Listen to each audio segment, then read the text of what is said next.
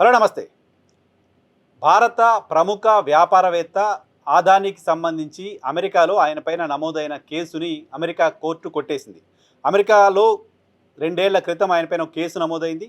ఆ కేసుకు సంబంధించి ప్రధానమైన ఇష్యూ ఏంటంటే, ఆయన భారతదేశంలో కొంతమంది అధికారులకి, కొంతమంది ముఖ్యులకు లంచాలని ఆశ చూపి కొన్ని ఒప్పందాలు చేసుకున్నారు. ఆ ఒప్పందాలను బేస్ చేసుకొని అమెరికాలోని వ్యాపారస్తుల దగ్గర నుంచి, అమెరికా ప్రజల నుంచి $3 బిలియన్ పైగా నిధుల్ని సమీకరించారు అని. అక్కడ నిధుల సమీకరణకు సంబంధించి భారతదేశంలో కొన్ని ఒప్పందాలు చేసుకున్నాడనే విషయాన్ని బేస్గా చూపి అక్కడ నిధుల సమీకరణ చేశారు.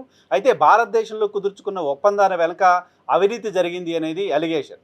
ఈ అవినీతి జరిగింది అనే దానికి సంబంధించిన ఆధారాలని ఆదాని కుమారుడికి సంబంధించిన మొబైల్ నుంచి సేకరించినట్లుగా వార్తలు చూసాం. ఇదే అంశానికి సంబంధించి America federal court Gautam Adani, అలాగే గౌతమ్ అదాని కుమారుడు సాగర్ అదాని, అలాగే వినీత్ జైన్ వీళ్ళ ముగ్గురికి కూడా క్లీన్ చిట్ ఇస్తూ నిర్ణయం తీసుకుంది. క్లీన్ చిట్ ఇవ్వడం మాత్రమే కాదు, భవిష్యత్తులో ఇదే ఆరోపణ పైన మరోసారి వాళ్ళపైన కేసు నమోదు చేసే అవకాశం కూడా ఉండకుండా కోర్టు తీర్పు చెప్పింది. సో ఈ అంశానికి సంబంధించి సరిగ్గా 2 ఏళ్ల క్రితం తెలుగు రాష్ట్రాల్లో ఈ అంశంపైన చాలా పెద్ద వివాదం చూసాం. దేశవ్యాప్తంగా కూడా దీనిపైన చర్చ జరగడం చూసాం. ఆదాని అక్రమాలు చేశాడు, ఆదాని పైన అమెరికాలో కేసు నమోదైంది. ఎందుకు భారత ప్రభుత్వం, ప్రధాని మోడీ స్పందించరంటూ పార్లమెంట్లో విపక్షాలు కేంద్ర ప్రభుత్వాన్ని నిలదీశాయి. ఎందుకు కేంద్ర ప్రభుత్వం ఈ విషయంలో మౌనంగా ఉంటోంది? ఆదానిని భారతీయ జనతా పార్టీ, కేంద్ర ప్రభుత్వం పెంచి పోషిస్తున్నాయి. ఆయన భారతదేశంలో అధికారులకు లంచాలు ఇచ్చి వ్యాపారాలు చేస్తున్నారని అమెరికా కోర్టు ఆయన పైన అభియోగాలు నమోదు చేసింది, కేసు నమోదు చేసింది. ఎందుకు దీనిపైన కేంద్ర ప్రభుత్వం స్పందించదు అంటూ అప్పుడు ప్రతిపక్షాలు పార్లమెంటు వేదికగా ప్రధానిని, భారతీయ జనతా పార్టీని నిలదీయటం చూసాం.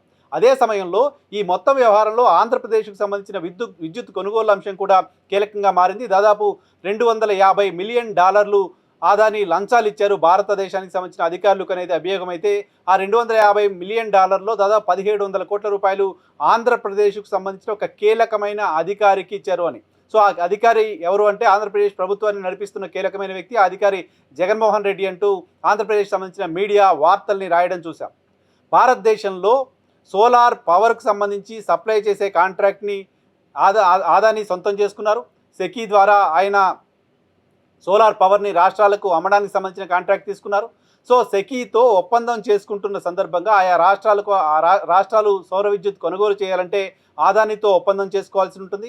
కానీ ఆదాని ద్వారా తీసుకునే సోలార్ పవర్కు సంబంధించిన కాస్ట్ ఎక్కువగా ఉంటుంది కాబట్టి ఆ సోలార్ పవర్ని కొనుగోలు చేయడానికి రాష్ట్రాలు ముందుకు రావట్లేదు. కాబట్టి ఆయా రాష్ట్రాలకు సంబంధించిన ఆ రాష్ట్రాలని లీడ్ చేస్తున్న వ్యక్తులకు లంచాలు ఇచ్చి ఆ రాష్ట్రాలు సెకీతో ఒప్పందం చేసుకునేలా ఆదాని చేశాడు అనేది అలిగేషన్. అలా ఒప్పందం చేసుకున్న రాష్ట్రాల్లో సౌత్ స్టేట్స్ ఎక్కువగా ఉన్నాయి. తమిళనాడు ఒప్పందం చేసుకుంది, కర్ణాటక ఒప్పందం చేసుకుంది, ఒరిస్సా ఒప్పందం చేసుకుంది, ఆంధ్రప్రదేశ్ రాష్ట్రం కూడా ఒప్పందం చేసుకుంది. ఆంధ్రప్రదేశ్ రాష్ట్రానికి సంబంధించిన ఒక ప్రముఖ వ్యక్తికి 1700 కోట్ల రూపాయలు నిధులు ఇచ్చారు అనేది అప్పుడు అభియోగం. ఆ 1700 కోట్ల రూపాయలు జగన్మోహన్ రెడ్డి అండ్ కోకి వచ్చాయంటూ తెలుగుదేశం పార్టీ మీడియా చాలా పెద్ద ఎత్తున గందరగోళం చేయడం కూడా చూసాం. 1700 కోట్ల రూపాయలు లంచాలు తీసేసుకున్నారు అంటూ రాయడం చూసాం. పుంకాలుగా కథనాలు చూసాం. నెలల తరబడి దానిపైన వివాదం కంటిన్యూ అవడం చూసాం. సో 1700 కోట్ల రూపాయలు లంచాలు తీసుకొని ఒప్పందం చేసుకున్న జగన్మోహన్ రెడ్డి వచ్చే 25 ఏళ్ల పాటు ఆంధ్రప్రదేశ్ ప్రజలపైన ₹1,00,000 కోట్ల భారం వేశారంటూ అప్పుడు ప్రభుత్వం వైసీపీ పైన విమర్శలు చేయడం కూడా చూసాం. ఆ తర్వాత ఆదాని పేరు బయటికి రావడం, ఆదాని పైన కేసు నమోదు కావడం, ఈ అన్ని అంశాల తర్వాత ఆంధ్రప్రదేశ్ రాష్ట్ర ప్రభుత్వం ఈ విషయంలో మౌనం పాటిస్తూ వచ్చింది. విద్యుత్ కొనుగోలు ఒప్పందాల వెనక అవినీతి ఉంది అని తెలిస్తే, అవినీతి ఉందని అమెరికా కోర్టులే తేల్చాయని తెలుగుదేశం పార్టీకి సంబంధించిన నాయకులు, ఆంధ్రప్రదేశ్లో తెలుగుదేశం పార్టీ మీడియా రాస్తున్నప్పుడు సెకీతో చేసుకున్న ఒప్పందాన్ని ఎందుకు రద్దు చేసుకోవట్లేదనే ప్రశ్నకు మాత్రం ఆంధ్రప్రదేశ్ ప్రభుత్వం అప్పుడు సమాధానం చెప్పలేకపోయింది.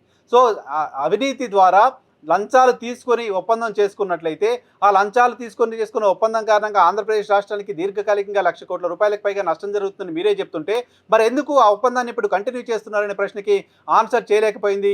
ఆ తర్వాత క్రమంగా తెలుగుదేశం పార్టీ మీడియా మౌనం పాటిస్తూ వచ్చాయి. మొత్తంగా ఆంధ్రప్రదేశ్ రాష్ట్ర ప్రజలకు తెలుగుదేశం పార్టీ మీడియా చెప్తూ వచ్చిన మాట ఏంటంటే, జగన్మోహన్ రెడ్డి ఆదాని దగ్గర ₹1,700 కోట్ల రూపాయలు లంచం తీసుకున్నారు. అమెరికాలో జగన్మోహన్ రెడ్డి పైన కేసు నమోదైంది. రేపో మాపో అమెరికా నుంచి పోలీసులు వచ్చి జగన్మోహన్ రెడ్డిని అరెస్ట్ చేసి తీసుకెళ్లబోతున్నారు. ఈ తరహా వార్తల్ని చూసాం. ఇప్పుడు అమెరికా కోర్టు ఆదానీ పైన ఉన్న కేసుని కొట్టివేస్తూ నిర్ణయం తీసుకున్న నేపథ్యంలో తెలుగుదేశం పార్టీకి షాక్ని కలిగించే వార్తగా చూడాలి. తెలుగుదేశం పార్టీకి సంబంధించిన మీడియా ఈ అంశం పైన ఏ రకంగా స్పందిస్తుంది అంటే, ఉదయం నుంచి ఈ కోర్టు కేసు కొట్టేశారనే అంశానికి సంబంధించిన వార్తలు వస్తున్నప్పటికీ జనరల్గా ఒక కేసు నమోదైంది, కేసు కొట్టేశారని మాత్రమే రిపోర్ట్ చేశారు తప్ప, గతంలో మనం పుంకానుగా నెలల తరబడి రాసిన వార్తలన్నీ అబద్ధం అనే విషయాన్ని మాత్రం ఏ పత్రిక, ఏ మీడియా చెప్పలేకపోతోంది. గతంలో 1700 కోట్ల రూపాయలు ఆంధ్రప్రదేశ్ సంబంధించిన ఒక కీలకమైన అధికారి ముఖ్యమంత్రిగా ఉన్న జగన్మోహన్ రెడ్డి తీసుకున్నారు అనే అలిగేషన్ తప్పు అని కానీ, ఆ అలిగేషన్ నిజమని కానీ చెప్పలేని ఒక సందిగ్ధ పరిస్థితిలో ప్రస్తుతం తెలుగుదేశం పార్టీ మీడియా ఉన్నాయి. ఆదానీ పైన కేసు కొట్టివేత అంశంలో ఏం మాట్లాడాలో తెలియని పరిస్థితిలో తెలుగుదేశం పార్టీ, ఏం రాయాలో అర్థం కాని పరిస్థితిలో తెలుగుదేశం పార్టీ మీడియా ఉన్నాయి. ఆదానీ అంశానికి సంబంధించి జగన్మోహన్ రెడ్డిని టార్గెట్ చేస్తూ వార్తలు రాసి, జగన్మోహన్ రెడ్డి లంచం తీసుకున్నారనే ఒక పాయింట్ దొరికింది కాబట్టి దాని చుట్టూ కథనాలు అల్లి, ఆ తర్వాత ఆదానీ ఉన్నారు, మిగతా రాష్ట్రాలు కూడా ఇన్వాల్వ్ అయి ఉన్నాయి, సో అమెరికాలో ఈ కేసు నమోదైంది, వీటన్నిటి విషయం బయటకు వచ్చిన తర్వాత పార్లమెంట్లో భారతీయ జనతా పార్టీని ప్రతిపక్షాలన్నీ టార్గెట్ చేస్తున్న తర్వాత ఇదే అంశం పైన మనం ఆదానీని, జగన్మోహన్ రెడ్డిని టార్గెట్ చేస్తే భారతీయ జనతా పార్టీ కోపం వస్తుందేమోననే భయంతో ఆ రోజు తెలుగుదేశం పార్టీ మౌనం పాటించింది.